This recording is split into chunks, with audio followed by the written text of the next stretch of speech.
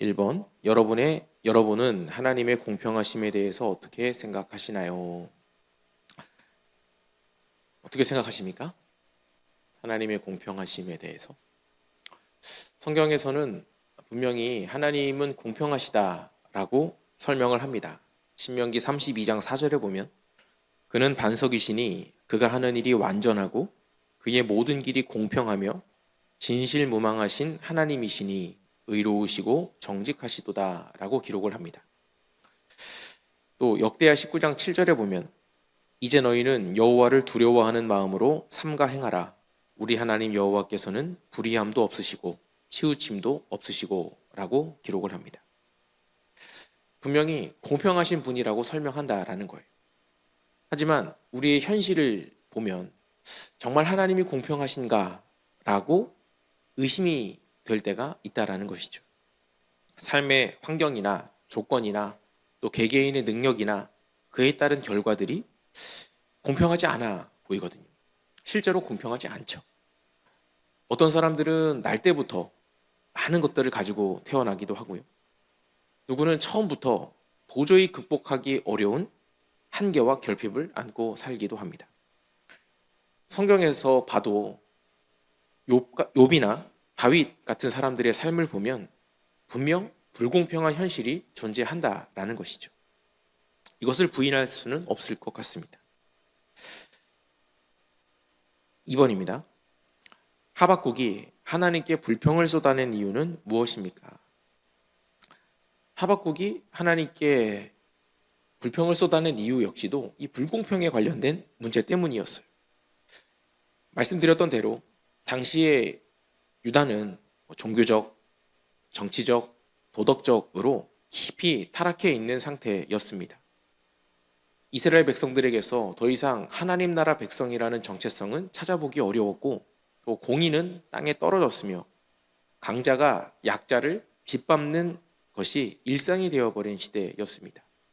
사실 이스라엘 공동체, 우리 십계명이라든지 하나님께서 그 백성들에게 원하셨던 모습을 보면 늘 가난하고 약한 자들을 돌보고 그들을 세우고 함께 잘 사는 뿐만 아니라 그들이 구별되어서 이 세상 가운데 그 하나님을 증거할 수 있는 삶을 살기를 기대하셨습니다. 그걸 요청하셨어요. 하지만 유다는 그런 모습들은 다 잊어버리고 세상과 똑같은 방식으로 살아가고 있었다라는 것입니다. 하지만 그런 어둠의 시절 속에서도 사람들의 박해와 수탈과 모욕을 당하면서도 신앙을 지키려고 했던 소수의 의인들이 존재하고 있었다라는 겁니다. 하박국은 그런 상황 가운데서 이런 소수의 의인들이 핍박받고 고난당하고 반대로 악인들이 형통하는 그 현실들을 받아들이기가 어려웠어요. 그래서 심판해달라고 요구를 하는데 하나님께서는 내가 유다를 심판할 거다 라고만 답을 하세요. 하박국이 이야기한 건 그 소수의 의인들을 구원해달라는 것이었는데 하나님은 그냥 유다를 다 심판하겠다라고 말씀하신 겁니다. 그것도 이해가 되지 않는데 심지어 심판의 도구로 사용하겠다라고 하신 대상이 바로 갈대아, 바벨론이었다라는 것이죠. 하박국 입장에서는 온 유다가 멸망당하는 것도 억울한데 거기에 더해서 더 악한 갈대아를 통해서 심판하신다고 하니까 이제 그것을 받아들이기가 어려웠던 겁니다. 3번입니다. 하나님은 하박국에게 뭐라고 답하십니까? 3절 보니까요. 이 묵시는 정한 때가 있나니 그 종말이 속히 이르겠고 결코 거짓되지 아니하리라. 비록 더딜지라도 기다리라. 지체되지 않고 반드시 응하리라. 이 왜곡되어 있는 현실을, 이 불공평한 현실을 대체 언제까지 지켜만 보고 있어야 되느냐. 하나님이 일어나 이 현실을 바로잡아 달라라는 하박국의 요청에 하나님께서는 비록 더디게 보인다 할지라도 내가 반드시 그 약속을 지킬 것이다. 내가 결국에 그 모든 불공평들을 바로잡아 나의 공의를 온 세상에 드러낼 날이 있을 것이다. 그러니 너는 흔들리지 말고 나를 믿고 기다려라 라는 말씀을 하신 겁니다. 하나님의 공평이란 지금 당장 내 눈앞에 보이는 결과가 아니라 그분의 때 안에서 완성되어져 가는 과정임을 말씀하신 것이었습니다. 4번입니다. 불공평한 세상 속에서 하나님의 백성으로 살 수 있는 방법은 무엇입니까? 4절에 보니까 그러나 의인은 믿음으로 말미암아 살리라 라고 말씀하십니다. 우리가 지금 금방 3번에서 이야기했던 하나님의 심판에 대한 내용들을 우리는 머리로는 다 이해합니다. 다 알고 있어요. 하나님이 살아계신다는 것도 알고요. 지금도 분명한 뜻과 계획을 가지고 내 눈에는 보이지 않지만 하나님이 일하고 계시다는 것도 알고요. 또 언젠가 하나님의 공의가 이 세상 가운데 온전히 드러나게 될 날이 온다는 것도 머리로는 알고 있습니다. 하지만 인간이라는 존재가 머리로 안다고 해서 억울함이 저절로 사라지는 것은 아니잖아요. 안다고 해서 그 마음의 불편함들이 저절로 다 해결되는 것은 아니잖아요. 우리 현실이 만만치가 않습니다. 내 눈앞에서 당장에 보이는 그 불공평함을 견디는 것이 쉬운 일이 아니라 그런 우리들에게 하나님이 주신 말씀은 의인은 믿음으로 말미암아 산다라는 것이었습니다. 여기서의 믿음은 히브리어로는 에무나라는 단어인데 그 뜻은 견고하다, 강하게 하다라는 것이라고 했었습니다. 성경에서 이 단어는 총 49번 사용이 되는데 오늘 본문 빼고는 다 원뜻대로 사용이 됐습니다. 강하게 한다, 견고하다. 그런데 오늘 본문에서만 유독 믿음이라고 번역이 된 거예요. 그래서 제가 이 본문은 오역까지는 아니지만 큰 의역이 있었던 것으로 보인다라고 말씀을 드렸었죠. 이 원뜻을 살려서 번역을 하는 것이 저는 개인적으로 더 정확한 본문의 해석이라고 생각을 합니다. 그래서 직역을 해보면 오직 의인은 그의 버팀으로 말미암아 살리라가 된다라는 것입니다. 즉 이 만만치 않은 현실 속에서 버티고 있으라는 거예요. 이 버틴다는 것의 뜻이 뭐냐? 출애굽기 17장에 이스라엘 백성들이 아말렉과 전투를 벌이는 장면이 나옵니다. 잘 아시는 대로 모세가 팔을 들면 이스라엘이 이기고 팔을 내리면 이스라엘이 지고 하는 과정들이 이 전쟁 중에 나타나요. 그래서 아론과 훌이 이스라엘의 승리를 위해 모세의 양쪽 팔을 옆에서 붙잡아 들어 올립니다. 출애굽기 17장 12절에 보면 아론과 훌이 하나는 이 편에서 하나는 저 편에서 모세의 손을 붙들어 올렸더니 그 손이 해가 지도록 내려오지 아니한지라 라고 기록을 합니다. 이때 사용한 단어가 바로 에무나입니다. 내려오지 아니한지라에서 썼던 단어가 에무나라는 거예요. 즉 버팀으로 산다라는 이 말은 이 불공평한 세상 가운데 억울하고 힘든 이 세상 가운데 당장에는 우리가 다 이해할 수 없지만 이해되지 않지만 그럼에도 하나님의 살아계심을 믿고 그 아들을 내어주기까지 나를 사랑하신다라는 그 사실을 믿고 그 하나님이 지금도 살아서 분명한 이유와 목적 안에서 일하고 계심을 믿고 절대로 불공평한 최종 결론을 만들지 않으실 것을 믿고 포기하지 않고 의인의 모습으로 버티고 서 있으라는 것입니다. 5번입니다. 많은 유혹과 억울함 속에 살아가는 우리에게 하나님이 약속하신 것은 무엇입니까? 그렇게 버티고 서 있으면 그러면 하나님께서 당신의 때에 반드시 모든 억울함들을 풀어주시고 기쁨과 감사로 그분의 영광에 참여하게 하시겠다라고 말씀하신 것입니다. 이게 우리에게 주어진 약속인 거예요. 성경에서는 또 하나님의 공평을 이야기하면서 마지막 때에 초점을 맞추는 경우들이 많이 있습니다. 마지막 때에 하나님이 공의로 심판하실 것이다. 의인은 드러나고 불의는 멸망하게 될 것이다. 사실 알곡과 가라지 비유도 그런 거잖아요. 내가 마지막 날에 반드시 그걸 할 거야. 근데 현실을 살아가는 우리 입장에서는 당장에 내 눈앞의 것들이 어려운데 그 먼 미래에 결국에 일어날 그 심판이 너무 먼 이야기처럼 들려질 때가 분명히 있다라는 것이죠. 하지만 하나님께서 말씀하시는 그 공평하심에 대한 것은요, 단순히 그 마지막 날에 대한 것만을 의미하는 것이 아닙니다.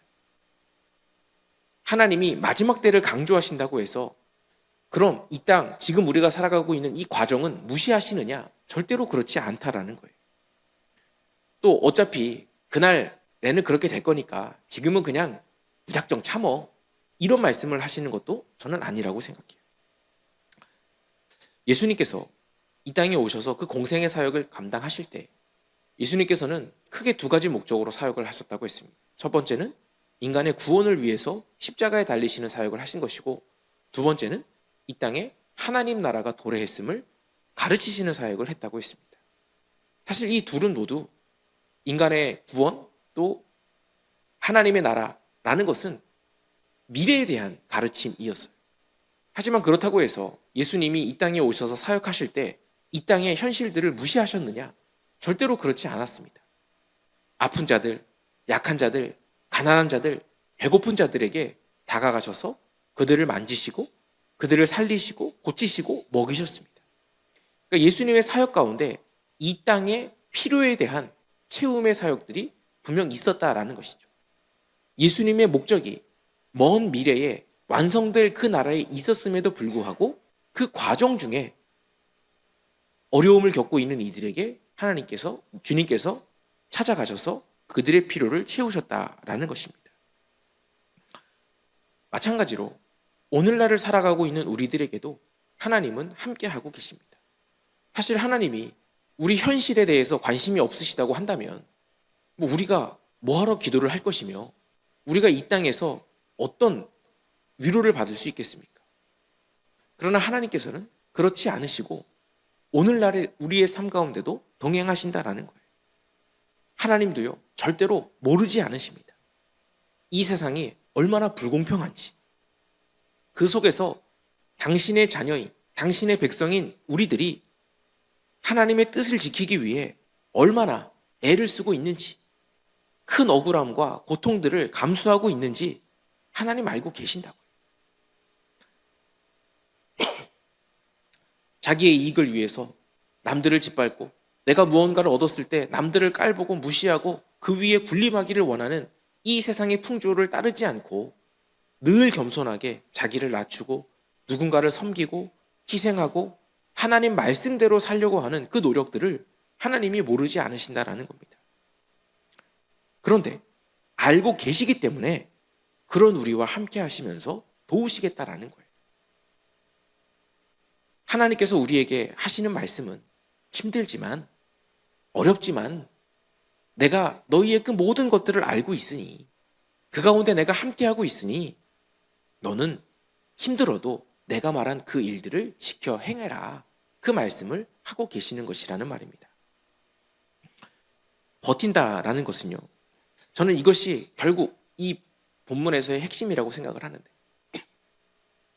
버틴다는 것은 우리가 흔히 생각하는 것처럼 하나님의 자녀는 이길 것이다. 그래서 우리가 이 세상 앞에 모든 적들을 무너뜨리고 그 위에 당당하게 서가지고 그들을 내 발 앞에 무릎 꿇리고 당당하게 나의 승리를 선언하는 그런 장면을 떠올리는데, 오늘 말씀에 나오는 이 버팀이라는 것은요, 쓰러질 것 같은데, 더 이상 견디기가 어려울 것 같은데 그냥 남은 온 힘을 다 쥐어 짜내가지고, 우리 영화 같은 데 보면 그런 거 있잖아요. 칼 하나에 이렇게 기대가지고 겨우 버티고 서 있는 그런 모습을 떠올리면 될 것 같아요. 하나님께서는 우리가 어떻게든 버티고만 서 있으면, 넘어지지 않고 넘어지더라도 다시 일어나서 그 자리에 견디고 서 있으면 내가 너희를 이기게 하겠다. 이 말씀을 하고 계신 거라는 말입니다. 세상을 이기라고, 세상을 모두 무너뜨리고 너가 당당히 서라고 말씀하시는 것이 아니고, 너가 견디고 있으면 내가 너를 이기게 하겠다라고 말씀하신 것이라는 말입니다. 근데 이렇게 버티려면요, 멀리 보면 안 돼요. 멀리 보면 넘어질 수밖에 없습니다. 내가 지금까지 이렇게 살았는데 앞으로 내 한 30 남은 인생을, 40 남은 인생을 앞으로도 계속 그러고 살아야 된다고? 앞으로도 이렇게 억울하게 살아야 된다고? 라고 생각하면 흔들릴 수밖에 없어요. 우리 인간이라는 존재가. 그래서 그렇게 너무 멀리 보지 말고요. 그냥 오늘 지금 이 자리에서 이 순간을 살아내면 되는 겁니다. 지금 이 순간 하나님이 나에게 원하시는 것이 뭘까? 하나님이 자기의 이름을 위해서 희생하라고 하면 희생하는 거고요. 헌신하라고 하면 헌신하는 겁니다. 양보하라고 하면 양보하는 것이고 원수까지 사랑하라고 하면 사랑하는 겁니다. 다음 일을 생각하면 억울하다니까요. 못 견딘다니까요. 근데 지금 이 순간에 하나님이 하라고 하셨으니까 오늘도 버텨봅니다. 오늘도 한번 버텨보겠습니다. 이 마음으로 하루하루를 살아가다 보면 그 하루가 쌓여서 우리의 삶이 되는 것이고 그런 삶이 모여서 우리의 최종 인생의 결과가 되는 것이라고 생각합니다. 그래서 늘 기억할 것은 하나님께서 반드시 이기겠다라고 하셨고 하나님께서 그 과정 중에도 우리와 함께 하신다고 약속하셨고 그 약속을 믿고 오늘 하루를 하나님 안에서 견뎌내는 것. 이것이 바로 그리스도인의 삶이고 이 불공평한 세상 속에서 우리가 견뎌내야 할, 감당해야 할 모습이다라는 것입니다. 이런 버팀을 혼자 하려면 힘들죠. 그래서 우리에게 공동체가 필요한 겁니다. 나만 버티고 있는 게 아니라 오늘도 나와 함께 버티고 있는 그들로 인해서 내가 위로받을 수 있고 또 새로운 힘을 얻을 수 있게 되는 것이죠. 하나님께서 그런 공동체로 우리에게 허락하신 것이 우리 교회이고 또 각 목장들인 겁니다. 그래서 각 목장은 사실 전우인 것이죠. 이 영적인 선한 싸움을 함께 해가는, 함께 버텨가는 그런 의미에서 우리가 서로를 더 사랑해주고 용납해주고 또 격려해주고 위로해주는 그런 공동체가 될 수 있었으면 좋겠습니다.